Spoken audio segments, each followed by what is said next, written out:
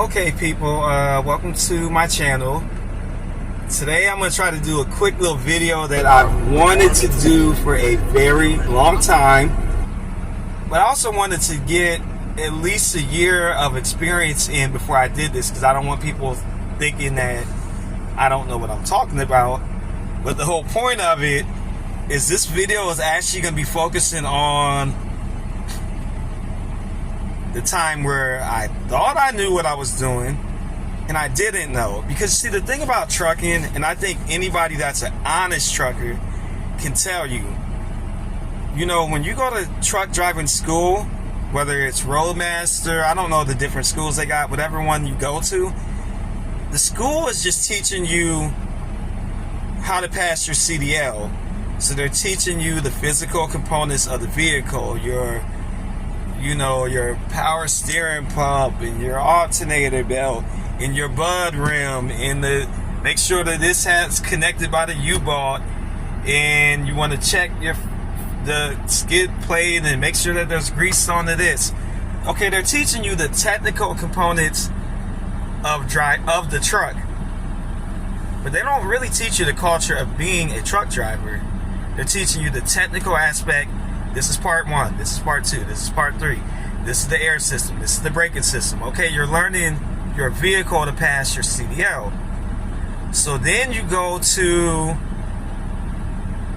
your over-the-road training. That's where you get like a mentor or a leader, and you basically piggyback with them for 3 to 5 weeks, depending on your skill level, depending on, because each company is different. Some of them might want a little bit slightly more hours than the other company, but the point being is you're basically his apprentice, basically. But the thing about that, you have to get a good one, because there's some guys out here, and I know this, even though I've only been a trucker for a year, you got to remember, I did buses almost 16, Greyhound 14 and a half, Polk County, Florida, a year and 2 months. So what's that, 15.7, 15.8, almost a little bit under 16 years. So I'm not new to professional driving. But the point, so let me just say this: all trainers are not created equal, because some of them are just lazy. They know they can do it some kind of way where the trainee will drive most of the hours, and then they'll do their little 2 and 3 and shut it down for the night. So they don't care what you know. They just know they're getting extra miles for a knot, and you're doing the work. So basically, the student doesn't get trained the way that they should. Now, in my case, I had 2 trainers.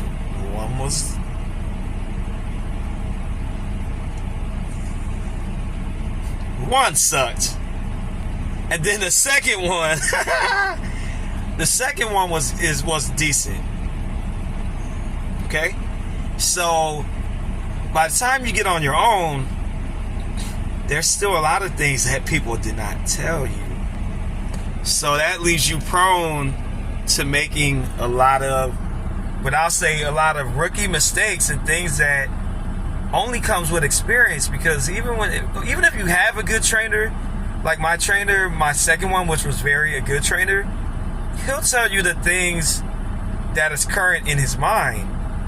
But okay, let me just tell you, okay, I'm gonna tell you one of the simple goofy things I did. So listen, in my 1 year of trucking, I've done everything goofy that you shouldn't do. So now the next one, I'm going to tell you what, so I got, in a year, I already have like 1,000 stories. Okay, so this next one, I'm in a drop yard in Columbus, Ohio. And this particular drop yard was tight. It's not where you're just in and out. Like, you have to really watch yourself. So one of the veteran drivers could see I was having a problem with it. So he came out like, I'll just ground guide you. But then before he thought about it, he said, no, it'd be better if I just do it myself. So I said, okay, that's fine. So I got out of my truck. We do work for the same company. We're on company property. So hopefully nobody gets in trouble. They shouldn't, because we are work for the same company. But anyhow, so he just angled it for me, and then he does it how he just pulled the tractor brake. Because a lot of old school truckers, they only pull one, they don't pull two. Because sometimes if you pull one, both of them come automatically. But the catch is, sometimes they do not. So if you just pull one of them, there's a chance the other one still has air running through it. So when he stopped and got out, I said, "Thank you, sir," whatever. So normally what my process is, when I get out my truck, I do glad hands in the order that you see them, which is trailer brake, electrical line, and then the blue is towards the back, which is you go trailer, electrical, tractor. Okay, and I'll pull one, boom, pull the other one out, and the other one goes back up, and then I set them down if I'm going directly to another trailer, and if I'm done for the night, I'll hook it up actually to my truck. So, but this time I'm dropping it, and I think I was hooking to something right next to it. So, but the catch is, when he only pulled one of the brakes, when I did my glad hand, since the air was still running through it, but luckily I think it even hit my hat like I just did with my hand, but it didn't get my face. Because sometimes if you do it like a certain way, it actually can shoot out. So, and I did it a certain way. Like, where you, instead of just pushing, you actually boom, boom, boom, and if it's air pressure, so and I was leaning in close, because I'm tall, but I got short legs, so I got to get close to get up. So when it came out, of course, my reaction is, I need to go on my truck and shut the air off. So when I did that, now normally my process is, once I do the airlines, of course you put your landing gear down, and I do a walk around, and then I get on my truck, and then I disconnect through the fifth wheel release button.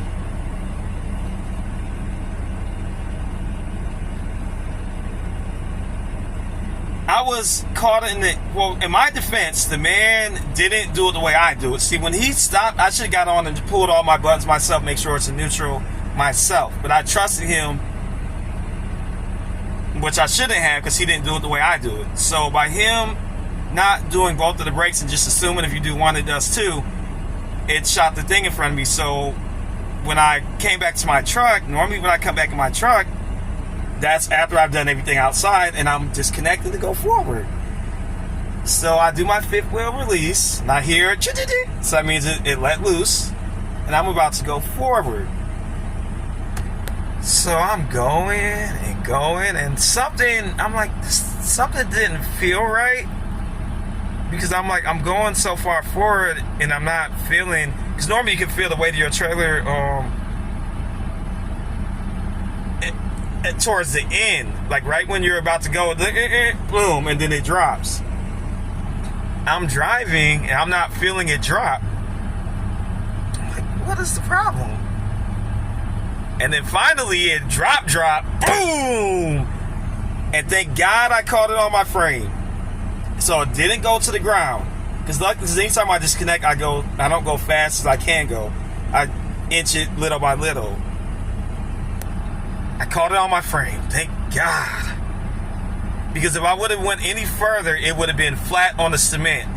So by me doing it the way I do it, I was able to save myself. But I basically still improperly dropped the trailer, but I caught it on the frame. So anyone that's a trucker knows it's not really an easy fix.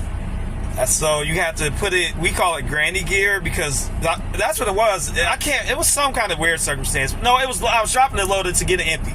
But either way it goes, I had a fully loaded trailer on my frame of my truck without the landing gear down. So I had to put it in granny gear. That's when it goes slower, because if not, your back, it would hurt your back trying to lift the fully loaded trailer if it's in normal gear.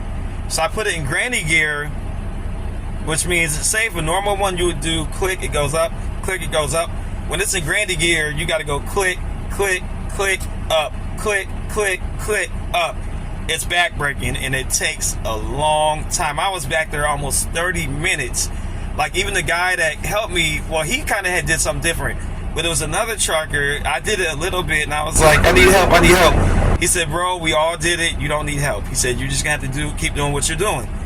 Keep it in granny gear until you get it a little bit up, and then you should be able to push yourself under it, and then it'll just naturally raise it. Once you get it down enough, it'll just pick it up with the force of the truck.